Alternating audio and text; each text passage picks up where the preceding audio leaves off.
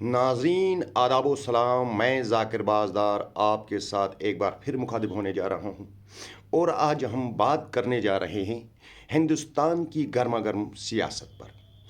गर्मा गर्म सियासत का मतलब कि जो आजकल हमारे हिंदुस्तान में जिस तरह के चुनाव के नतीजे हमें देखने को मिल रहे हैं, हम यकीन से कह सकते हैं कि आपस में काफ़ी कंपटीशन होता है। जहाँ पे हम बात करें इंडिया गठबंधन की और दूसरी तरफ हम बात करें एनडीए गठबंधन की। ये दो गठबंधन इस वक्त हमारे हिंदुस्तान में हैं जो सबसे बड़े गठबंधन के तौर पे उभरे हैं 2024 के लोकसभा इलेक्शन से। तो हाल ही में जो दो राज्यों में चुनाव हुए, जिसमें एक जम्मू कश्मीर और दूसरा हरियाणा है। तो जम्मू कश्मीर में हम अगर तुलना करेंगे, देखेंगे तो यहाँ पे इंडिया गठबंधन की सरकार बनने को जा रही है। और वहीं पे अगर हम बात करेंगे हरियाणा की, तो हरियाणा में बीजेपी सरकार बनाने जा रही है। बीजेपी बहुत बड़ा दल है एनडीए का। तो हम मान के चलेंगे कि एनडीए की सबसे बड़ी सियासी पार्टी जो है वो भारतीय जनता पार्टी है, जो अपने दम पे, अपने बलबूते पे हरियाणा में हुकूमत बनाने जा रही है। हरियाणा की अगर हम बात करें तो वहाँ पे 90 असेंबली सीटें हैं, जिसमें से 48 भारतीय जनता पार्टी ने हासिल की हैं और 37 सीटें जो हैं वो कांग्रेस ने हासिल की हैं। और इसी के साथ हम बताता चले आपको कि वहाँ पे जब 2019 में भारतीय जनता पार्टी ने हुकूमत बनाई थी हरियाणा में, जेजेपी के पास 10 सीटें थी 2019 में, और आज की डेट में अगर देखा जाए 2024 में, तो वो अपना खाता भी नहीं खोल पाई। इससे साफ जाहिर होता है कि भारतीय जनता पार्टी हरियाणा में अपने बलबूते पर सरकार बनाने जा रही है। तो वही अगर हम जम्मू कश्मीर की बात करेंगे तो जम्मू कश्मीर में इंडिया गठबंधन सरकार बनाने जा रहा है, जिसमें सबसे बड़ा रोल जो है वो नेशनल कॉन्फ्रेंस का है, उसके बाद कांग्रेस का है, उसके बाद अगर हम बात करें तो कहीं इंडिपेंडेंट कैंडिडेट उमर अब्दुल्ला के समर्थन में हैं और ये हुकूमत बनाने को जा रहे हैं। कल ही उमर अब्दुल्ला ने अपने जितने भी कागजात हैं, जो फॉर्मेलिटीज़ होती है गवर्नमेंट बनाने के लिए, वो लेफ्टिनेंट गवर्नर के पास दिए हैं और लेफ्टिनेंट गवर्नर ने उन्हें प्रेसिडेंट ऑफ इंडिया के पास भेजा है। प्रेसिडेंट ऑफ इंडिया जब अपनी कार्रवाई करेगा उन कागज़ों पे, तो वो होम मिनिस्ट्री में जाएंगे और होम मिनिस्ट्री अपनी फॉर्मेलिटीज़ करके उन पेपर्स को जब वापस भेजेगी एलजी के पास, तो एलजी दावत देगा यहाँ की सियासी पार्टी को, जो सियासी पार्टी सबसे बड़ी सियासी पार्टी नेशनल कॉन्फ्रेंस है, उसको दावत देगी हुकूमत बनाने के लिए। तो इसी के साथ हम आज थोड़ी बहुत हल्की सी चर्चा करते हैं कि हरियाणा में जो चुनाव रिजल्ट आया है उस पे कांग्रेस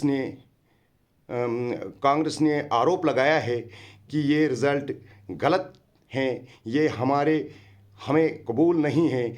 इनमें कम से कम 20 सीटों पे जो ईवीएम की हेरा फेरी हुई है, जिसमें बताया जा रहा है कि कुछ ईवीएम की बैटरीज जो है वो 99% चार्ज थी।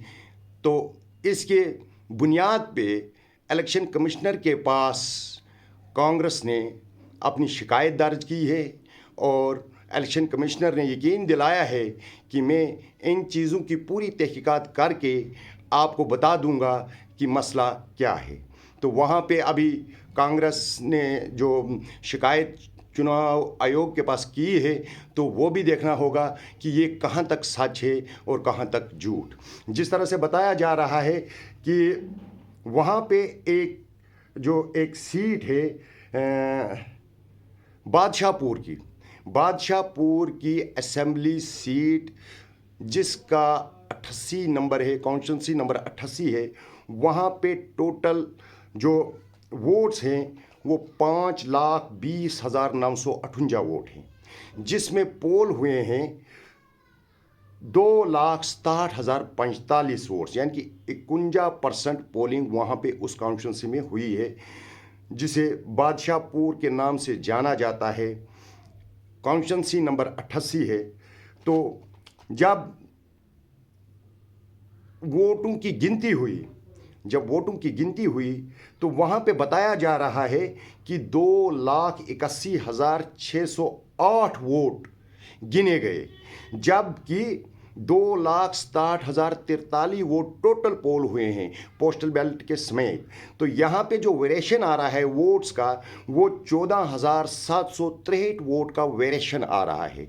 तो ऐसी बहुत सारी शिकायतें जो कांग्रेस को मिली हैं अपने संगठन की तरफ से, जो हरियाणा का संगठन उनका अपना है, स्टेट संगठन, उनकी तरफ से जो दस्तावेज़ें उनको मिली हैं, सबूत मिले हैं, वो सारे सबूत लेके उन्होंने चुनाव आयोग के पास अपनी याचिका दायर की है। तो देखते हैं चुनाव आयोग उसको किस तरह से लेते हैं और किस किस्म की कार्रवाई करते हैं। तो इसी तरह हम आपको बताना चाहेंगे कि कांग्रेस का दावा है ऐसी किस्म की जो गलतियां हुई हैं वो तकरीबन 20 सीटों में हरियाणा पे हुई हैं। हम चाहते हैं, कांग्रेस का कहना है कि हम चाहते हैं कि इन 20 सीटों की जितनी भी ईवीएम्स हैं उनको अभी सील किया जाए। जब तक ना चुनाव आयोग की तरफ से कोई फैसला आता है तब तक उन मशीनों के साथ कोई छेड़खानी नहीं होनी चाहिए। तो इसी तरह से अगर हम आगे चलें तो आगे 2 और स्टेटों के असेंबली इंतखाबात होने जा रहे हैं, जिसमें से एक झारखंड है और दूसरा महाराष्ट्र है। और आने वाले वक्त में संडे या मंडे को चीफ इलेक्शन कमिश्नर तारीख पे मोहर लगाने जा रहा है किस तारीख को इन 2 राज्यों में इलेक्शन होंगे। तो हम आपको बताना चाहते हैं कि महाराष्ट्र की टोटल जो सीट हैं, असेंबली सीट्स जो हैं वो 288 हैं, और झारखंड की टोटल असेंबली सीट्स जो हैं वो 82 है, जिसमें से एक सीट नॉमिनेटेड है। तो यहाँ पे देखने को बहुत कुछ मिलेगा जब इन 2 राज्यों की तारीख मुकर्रर की जाएगी इलेक्शन के लिए। तो जो आज आप देख रहे हो हिंदुस्तान की गर्मागर्म सियासत, जिसमें एक तरफ से एनडीए है और दूसरी तरफ से इंडिया गठबंधन है, काफ़ी कशमकश हर स्टेट में दोनों के दरमियान होती है, और रिजल्ट कभी इंडिया गठबंधन के हक में आ जाता है और कभी एनडीए के हक में आता है। अगर हम एनडीए की बात करें तो ज़्यादा से ज़्यादा जो रिजल्ट देखने को मिल रहा है एनडीए में, वो भारतीय जनता पार्टी की तरफ से मिलने को जा रहा है। और इसमें कोई शक भी नहीं है, भारतीय जनता पार्टी का हर वर्कर, हर नेता ज़मीन से जुड़ा हुआ है, तब जाके ऐसे रिज़ल्ट हमें देखने को मिलते हैं। आपने भी देखा होगा तकरीबन हिंदुस्तान के जितने भी सर्वेयर हैं जो इलेक्शन की सर्वे करते हैं कि कौन सी पार्टी किस हद तक कहाँ तक सीटें ले जा सकती हैं, तो जो हमने पिछले दिनों देखा, एग्जिट पोल हो, सी पोल हो, सी वोटर हो, यानी कि जितने भी एग्जिट पोल से लेकर पोल टू पोल तक सब दिखा रहे थे कि हरियाणा में इस बार कांग्रेस की सरकार होगी, लेकिन ऐसा नहीं हुआ। तीसरी बार भारतीय जनता पार्टी एक बार फिर हरियाणा में अपनी हुकूमत बनाने जा रही है, और ये एक तारीखी मैं आपको बताना चाहूँगा, ये एक तारीख बन गई है कि तीसरी बार हरियाणा में किसी पार्टी ने हुकूमत बनाई है। अभी बनी तो नहीं है, लेकिन 2 या 3 दिनों में हरियाणा में हुकूमत बनने जा रही है भारतीय जनता पार्टी की। तो दीजिए इजाज़त अपने इस खादिम को, जाकिर बाज़ार, आपका चाहने वाला, आपसे मोहब्बत करने वाला, आपकी हर मुश्किलात को अपने इस कैमरे के ज़रिए उन ऑफिसरान तक पहुंचाने की कोशिश करूंगा जो उस मुश्किल का हल कर सके और आपको आपको परेशानियों का सामना न करना पड़े। खुदा हाफिज़।